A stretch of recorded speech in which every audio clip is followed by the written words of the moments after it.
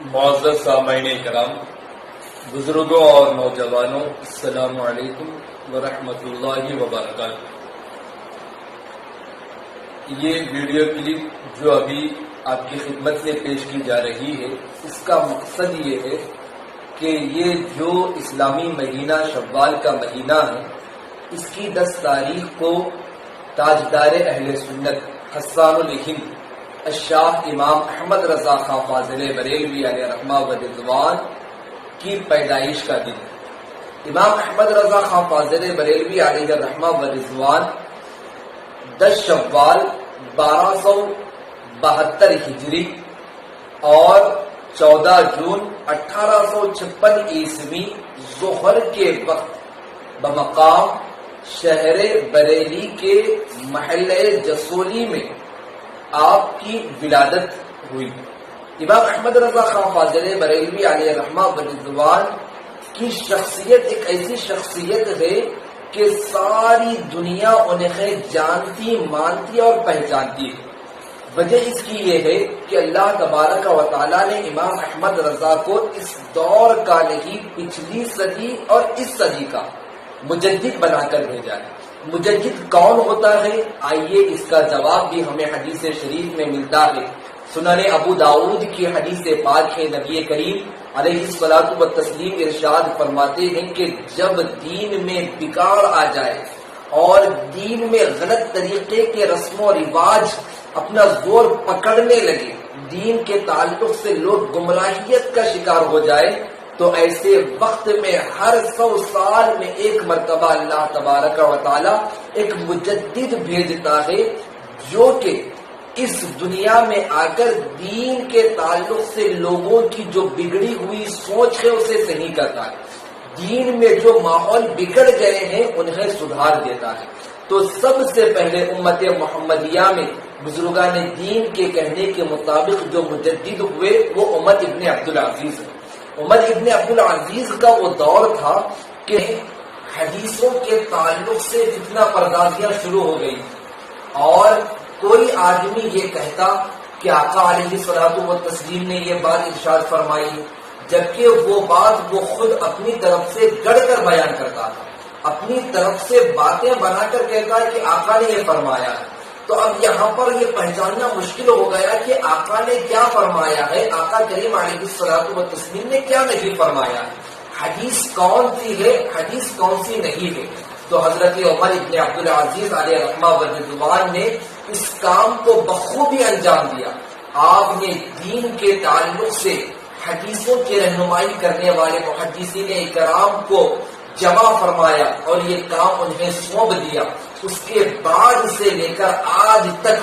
دنیا کو صحیح حدیثیں کیا ہے وہ بھی معلوم ہو گئی، ضعیف حدیثیں کون سی ہیں وہ بھی معلوم ہو گئی، اور کون سی حدیث من گھڑت ہے وہ بھی معلوم ہو گئی۔ عمر ابن عبدالعزیز علیہ رحمہ کے بعد ایک دور ایسا آیا جس دور میں قرآن مجید کو اللہ کی مخلوق یا اللہ کی مخلوق نہیں، اس بارے میں لوگ آپس میں ایک دوسرے کے خلاف کھینچ و تانی کر رہے تھے، اور اس دور میں لوگ ہر طرف سے قرآن مجید کے تعلق سے غیر واضح الفاظ کہہ رہے تھے، قرآن مجید کو مخلوق کہہ رہے تھے، قرآن مجید کے بارے میں کچھ اور باتیں کہہ رہے تھے۔ تو حضرت امام احمد ابن حنبل علیہ رحمہ و رضوان کو اللہ نے اس دور کا مجدد بنا کر بھیجا۔ آپ نے اپنے جسم پر کوڑے سہے، بادشاہی ظلم و تشدد سہا، لیکن حق کے راستے سے نہ خود ہٹے نہ اسلام کے ماننے والوں کو ہٹنے دیا۔ آپ کی ثابت قدمی، استقلال مزاجی اور حب خدا و حب رسول کی برکت سے وہ فتنہ بھی رفع ہو گیا، اور اللہ تبارک و تعالیٰ نے یوں آپ سے مجددیت کی خدمت سر انجام لی۔ پھر اس کے بعد ایک ایسا وقت ہندوستان میں آیا کہ جب اپنے آپ کو اکبر بادشاہ کہلوانے والا ذل الہی اپنے آپ کو کہلوانے لگا اور اس نے اپنا ہی الگ دین بنا لیا۔ بت پرستی کو نہ جانے ایسا کیا ہو گیا تھا کہ گناہ ہی نہ سمجھا جانے لگا۔ اس طرح سے اس نے جو اپنے دین میں باتیں بنا لی تھی وہ اسلام کے خلاف تھی، وہ اسلام کی روح کے، وہ سراسر اللہ کی مرضی کے خلاف تھے۔ تو ایسے معاملات جب پیدا ہو گئے تو اللہ تبارک و تعالیٰ نے ایسے ماحول کے بگاڑ کی سدھار کے لیے مجدد الفسانی شیخ احمد سرہندی علیہ رحمہ و رضوان کو اس دنیا میں بھیجا. آپ آئے اور اپنی خدا داد صلاحیت کی بدولت اپنی خدا داد صلاحیت کی بدولت اللہ تبارک و تعالیٰ کی مرضی اور خوشنودی حاصل کرنے کے لیے آپ نے دین کا اس اچھوتے انداز میں اس قدر دل نشیں انداز میں کام کیا کہ وہ فتنہ بھی دفع ہو گیا. پھر ہندوستان اسی ملک میں ایک ایسا بھی وقت آیا جبکہ آقا کریم علیہ الصلوۃ والتسلیم اور اولیاء کرام کی شان میں بے ادبیاں کی اور کہی جانے لگی. نعوذ باللہ لوگ آقا کریم علیہ الصلوۃ والتسلیم کو مر کر مٹی میں مل گیا کہنے لگے. نعوذ باللہ آقا کریم علیہ السلام کے علم کو پاگلوں کے علم کی طرح کہنے لگے. نعوذ باللہ لوگوں کو اللہ کے اولیاء کی بارگاہوں پر جانے سے روکنے لگے. وہ اولیاء جن کی وجہ سے آج ہم اور ہم جیسے ہمارے ہم ملک اور ہم وطن لوگ مسلمان ہوئے ہیں، جن ولیوں کے قدموں کی برکتوں سے آج ہم مسلمان ہیں، ان ولیوں کی بادشاہ میں گستاخیاں کی جا رہی تھی. تو ایسے وقت میں لوگوں کے دلوں میں اللہ کے رسول کی محبت، اللہ کے ولیوں کی محبت سینوں میں اور دلوں میں اجاگر کرنے کے لیے، پیدا کرنے کے لیے اللہ نے جس شخصیت کو، جس انسان کو اس دنیا میں اللہ نے بھیجا، اسی شخصیت کو آج ساری دنیا امام احمد رضا خان فاضل بریلوی علیہ رحمہ و رضوان کے نام سے جانتی اور پہچانتی ہے. محترم بزرگوں اور دوستوں، امام احمد رضا خان فاضل بریلوی علیہ رحمہ و رضوان کا سب سے بڑا کارنامہ یہ ہے کہ آپ نے سارے دنیا کے مسلمانوں کے دلوں میں عشق مصطفیٰ کی روح کو پھونک دیا. یہ اور بات ہے کہ آپ کی پیدائش ہندوستان میں ہوئی ہے، لیکن آپ کی لکھی ہوئی کتابوں، آپ کی دینی معلومات سے ساری دنیا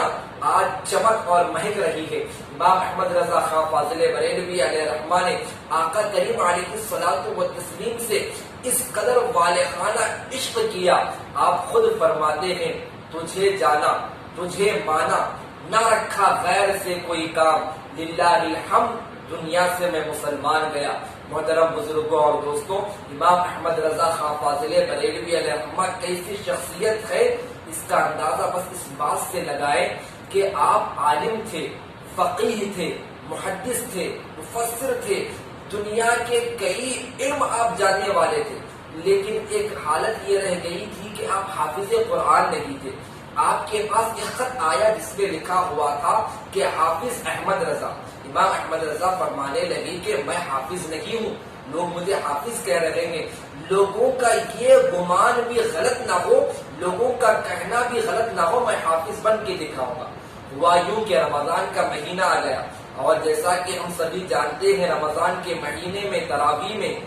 حافظ قرآن اکرام، حافظ قرآن اور قرائے اکرام نماز تراویح میں قرآن مجید فرقان حمید پڑھ کر ہمیں سناتے ہیں اور ہم اس سے محظوظ ہوتے ہیں. تو اعلیٰ حضرت امام احمد رضا خان فاضل بریلوی علیہ رحمہ و رضوان نماز تراویح پڑھنے جاتے. تراویح میں جتنا قرآن حافظ صاحب سناتے تھے آپ کو سن سن کر یاد کر لیتے تھے. اس طرح سے آپ ایک مہینے کے اندر اگر وہ وقت کا حساب کیا جائے تو صرف 15 گھنٹوں میں اعلیٰ حضرت امام احمد رضا خان فاضل بریلوی علیہ رحمہ حافظ قرآن بن گئے تھے. امام احمد رضا خان فاضل بریلوی علیہ رحمہ و رضوان نے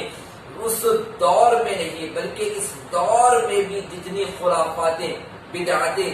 اور جو جاہلانہ رسوم دیکھی جا رہی ہے، اور پھر